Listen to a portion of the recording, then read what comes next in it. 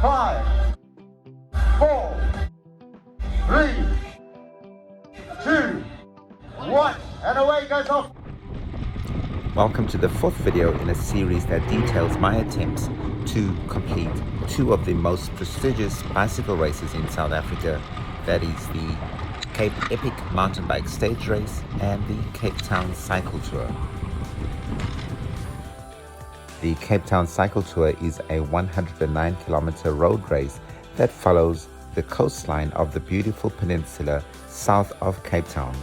There are so many great aspects of this race to document that I will not possibly be able to fit all of these into one short little video. So what I've done is that I've arbitrarily divided the route into 4 segments that will allow me to create short, manageable videos.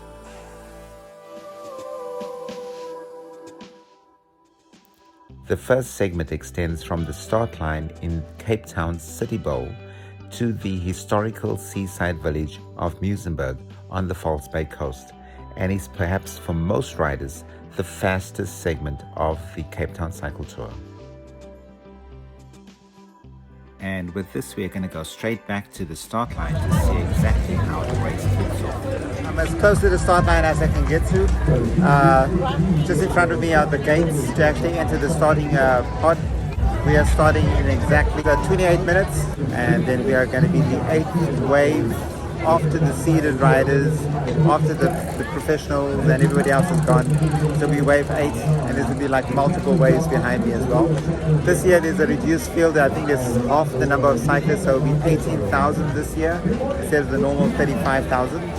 Yeah, no, this is an awesome experience, especially after the multiple cancellations that we've had in 2021. It's really nice to be able to actually be with some people and just have a lot of fun. I'm just going to go through my checklist of some of the helmets, my mask, race number on the handlebars. I've got a race number on my back, my timing chip attached to the bike. Timing chip seems to be rattling a little bit, but it looks fairly secure, so hopefully it's going to stay on. A GoPro. I'm hoping to be able to get some footage of the ride. I've got a map of the profile of the race. Hopefully that's going to be able to just get me prepared for those big climbs that we've got ahead of us. I'll try to bring a bit more footage as I move along in this bunch. Speak to you guys soon. Bye. The race starts almost immediately by climbing the Nelson Mandela Boulevard, which leads out of the Cape Town City Bowl. This race gives great views across Table Bay and the Cape Town Harbour, but with the frenetic pace at the start of the race, very few riders will be able to appreciate this view.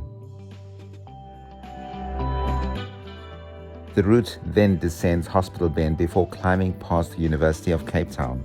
The University of Cape Town Sports Grounds in 2021 was being transformed into the start-finish venue for the Cape Epic mountain bike prologue, which takes place on the slopes of Table Mountain.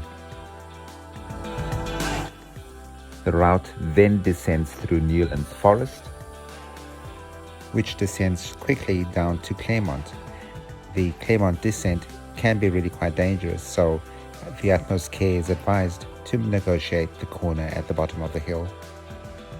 And climbs Edenburg Drive, which is also called Weinberg Hill, where we pick up the live action from my GoPro camera. This elevation graph illustrates the peaks that we have to climb during the race.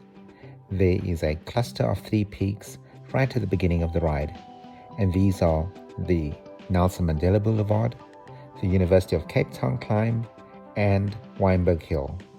Now, Weinberg Hill is the highest point at 130 meters above sea level. And once over the top of Weinberg Hill, there's a long descent. And this long descent will take you to the long, flat section which is along the coast, and which will be described in the next video. Oh, sorry.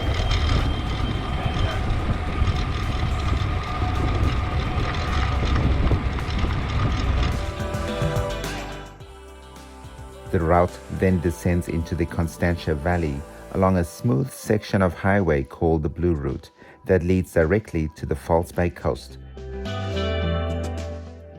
As is usual in most bicycle races, I teamed up with this cyclist from Cape Town and we worked together from the start to about 2/3 of the race when I was unable to continue to hang on to his wheel.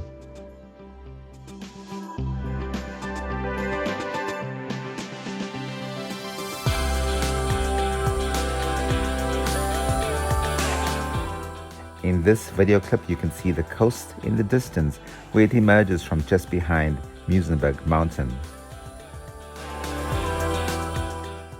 This year we had 18,000 cyclists in the race, which was less than 50% of the usual number of 35,000 cyclists. So the chances of anybody needing medical attention is pretty high, and for this reason the organizers have made provision for multiple medical stations to be provided along the route. I think one of the biggest challenges of this segment of the race is that because the race pace is so fast, the fast riders of the later groups tend to catch up with the slower riders of the earlier groups in a concertina effect, and this makes overtaking other slower riders a little tricky and may sometimes lead to close calls. This is just one of the many refreshment stations along the way that allow you to refuel and rest.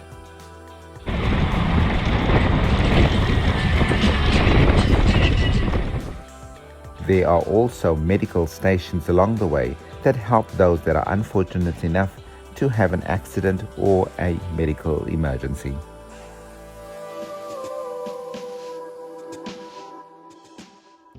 At Muizenberg Mountain, the Blue Route then joins the Old Main Road.